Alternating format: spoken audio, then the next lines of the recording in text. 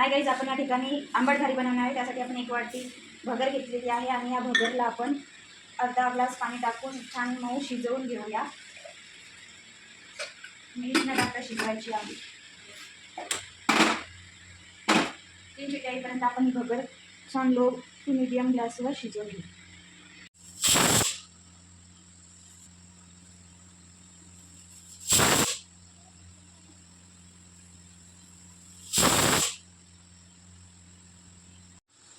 तीन शिट्ट्या आपण भगरीच्या काढून घेतलेल्या. आता आपण पाहू भगर छान सॉफ्ट झालेली आहे. आपण बघू शकता भगर अशी सॉफ्ट झालेली आहे.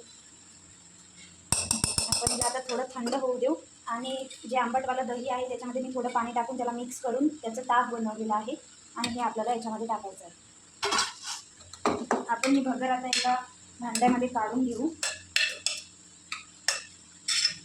आणि त्याच्यामध्ये हे ताक टाकतो, जेणेकरून आपल्याला हे आंबायचं आहे रात्रभर आणि सकाळी ह्याच्या आंबट घारा बनवायचा.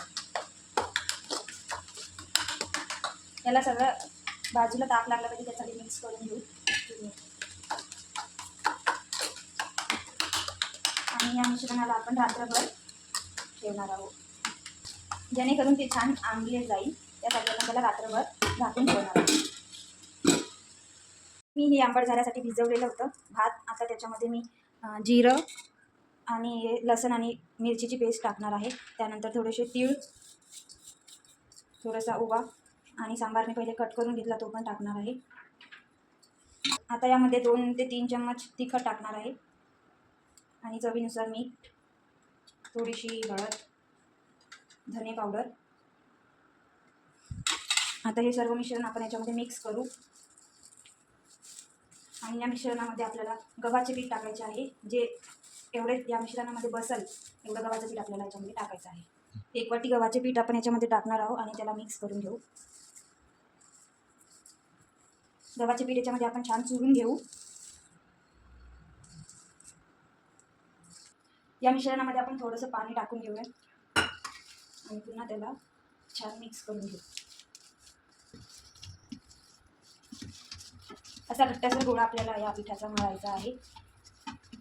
त्यासाठी हे जे मिश्रण आहे ते रेडी झालेले आहे.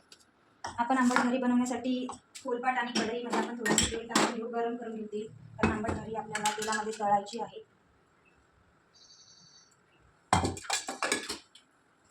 तेल गरम नंतर आपण पोलपाट आणि त्याच्यावर एक पिशवी ठेवून हे जे आंबट घारीचं जे मिश्रण आहे त्याला असं गोल गोल करून त्यामध्ये ठेवू आणि हे अशी फोल्ड करून गोल करू. आपल्याला पोलपाटवर पॉलिथिन याच्यासाठी घ्यायची आहे, कारण हे जे आंबट घाऱ्याचं मिश्रण आहे त्याला चिटकू नये म्हणून. त्यासाठी आपण ही पन्नी घेतलेली आहे.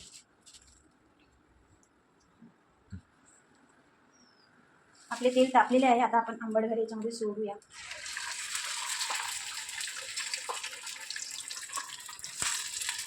ही आंबट घारी आपल्याला सोनेरी रंग येईपर्यंत यामध्ये तळून घ्यायची आहे.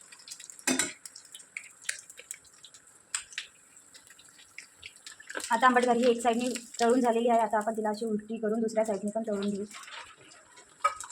तरी आपल्याला अशा भांड्यामध्ये त्याच्यामध्ये टिश्यू पेपर ठेवून त्याच्यावर ठेवायचे आहे, जेणेकरून तिच्यामधलं जे तेल आहे ते टिश्यू पेपरला लागेल आणि तेल कमी होईल. तेल काढा तिचं आंबापरी. ही आंबट घारी आता एका प्लेटमध्ये काढून घेऊ आणि याच्यामध्ये ठेवणार आहे. दुसरी पण आंबट घारी आपण अशा पद्धतीने तळून घेऊ. पहिली दुसरी कशी आणि सगळे आंबट घाऱ्या आपण तेलामध्ये तळून घेणार आहे. तुम्ही पाहू शकता आपल्या हा टम्म फुगलेल्या आंबट घाऱ्या यामध्ये तयार झालेला आहे.